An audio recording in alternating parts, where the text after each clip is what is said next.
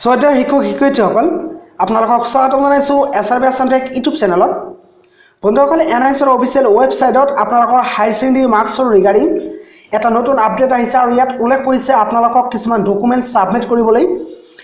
আমি চাম যে ইয়াত আপোনালোকক কি কি ডকুমেণ্টছ ছাবমিট কৰিব লাগিব। তো ইয়াৰ বাবে আপোনালোকক এট ফাৰ্ষ্ট NISৰ অফিচিয়েল ৱেবছাইটত লগ ইন কৰিব লাগিব। বন্ধুসকল মই আপোনালোকৰ সুবিধাৰ্থে ডিছক্ৰিপশ্যনত NISৰ অফিচিয়েল ৱেবছাইটৰ লিংক দি দিছোঁ।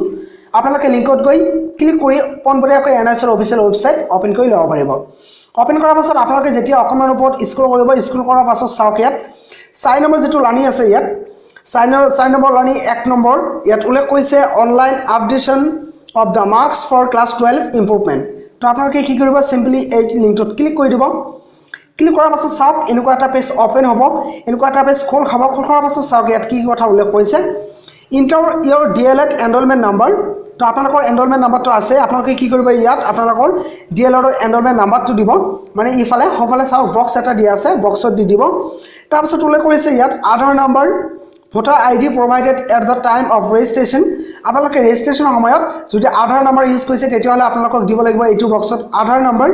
আৰু যদি আপোনালোকে ভোটাৰ ID কাৰ্ডৰ নাম্বাৰ ইউজ কৰিছে তেতিয়াহ'লে আপোনালোকে ইয়াত ভোটাৰ ID নাম্বাৰ দি দিব। তাৰপিছত উল্লেখ কৰিছে ইণ্টাৰ ইয়ৰ ষ্টাডি চেণ্টাৰ কোড। আপোনালোকে যিটো ষ্টাডি চেণ্টাৰ আছে এইটো ষ্টাডি চেণ্টাৰৰ কোড আপোনালোকক দিব লাগিব এইটো বাকচত।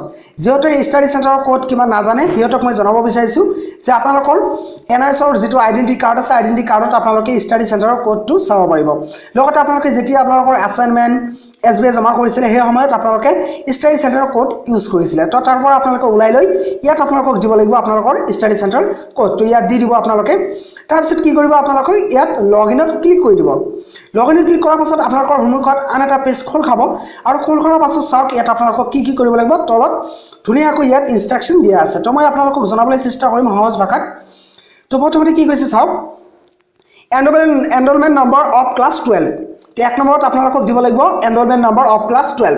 এতিয়া চাওক যে আপোনাৰ যিটো এনৰলমেণ্ট নম্বৰ আছে 12ৰ এনৰলমেণ্ট নম্বৰটো এতিয়া আপোনালোকৰ লগত নাই। যদি আপোনালোকে NISৰ অধীনত হায়াৰ ছেকেণ্ডেৰী মাৰ্কছৰ ইম্প্ৰুভমেণ্ট কৰাৰ কাৰণে এডমিশ্যন লৈছে তেতিয়াহ'লে আপোনাৰ লগত এনৰলমেণ্ট নম্বৰ 100% আছে।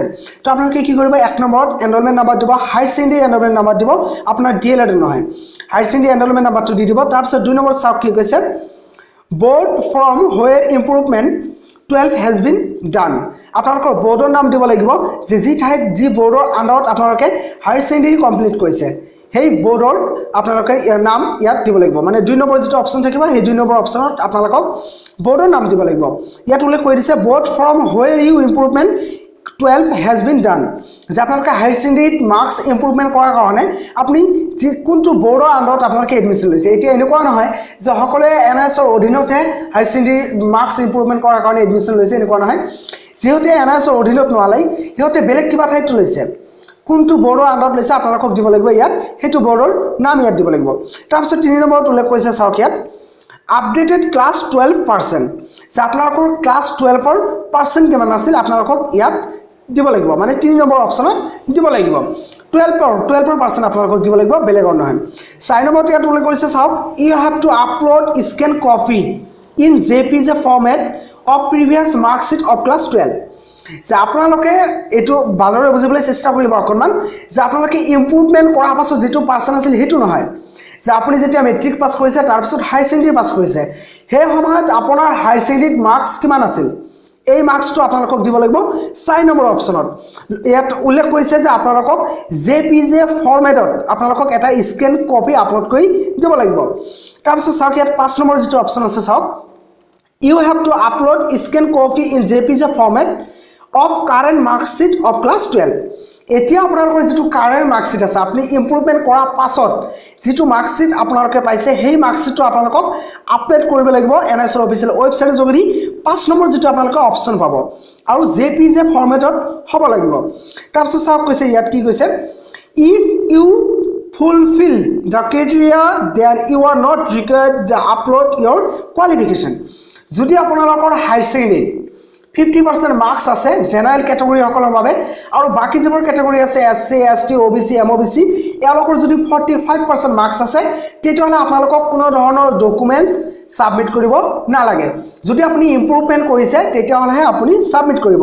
তাৰপিছত চাওক ইয়াত কি উল্লেখ কৰিছে, please note document must be in JPG format only and file size should be less than 1 MB আপুনি যদি যেটো স্ক্যান কপি আপলোড কৰিব সেই স্ক্যান কপিৰ সাইজ 1 MB হ'ব লাগিব বা তাৰ তলত হ'ব লাগিব ইয়াতকৈ বেছি আপোনালোকে ইউজ কৰিব নোৱাৰিব মানে 1 MB কৈ যদি বেছি হয় তেতিয়া হলে আপোনালোকে আপলোড কৰিব নোৱাৰিব তো আপোনালোকক এইখিনি ডকুমেন্টস ইয়াত অনতিপলমে সাবমিট কৰিবলৈ এনআইএছৰ অফিচিয়েল ওয়েবসাইটৰ যোগেদি আপোনালোকক জনাইছে তো ইয়াত কোনো ধৰণৰ ডেট উল্লেখ কৰা নাই যে আপোনালোকক নিৰ্ধাৰিত সময় ইয়াত উল্লেখ কৰা নাই যে নিৰ্ধাৰিত সময়ৰ ভিতৰত আপোনালোকক এনআইএছৰ অফিচিয়েল ওয়েবসাইটত এইবোৰ ডকুমেন্টস আপলোড কৰিব লাগিব বুলি তো ভিডিওটো যদি ভাল লাগে তেতিয়াহলে প্লিজ লাইক কমেন্ট আৰু শেয়াৰ কৰি দিব আৰু যদি আপোনালোকৰ মোৰ চেনেলটো নতুন তেতিয়াহলে প্লিজ মোৰ চেনেলটোক সাবস্ক্ৰাইব কৰিবলৈ নাপাহৰিব বন্ধুসকল ভিডিওটো চোৱাৰ বাবে আপোনালোকক অশেষ ধন্যবাদ জ্ঞাপন কৰিছো আন এটা নতুন ভিডিও এটা আপোনালোকৰ লগত পুনৰ লগ পোৱাৰ আশাৰে ইয়াতে বিদায় লৈছো বাই বাই টেক কেয়াৰ জয় অসম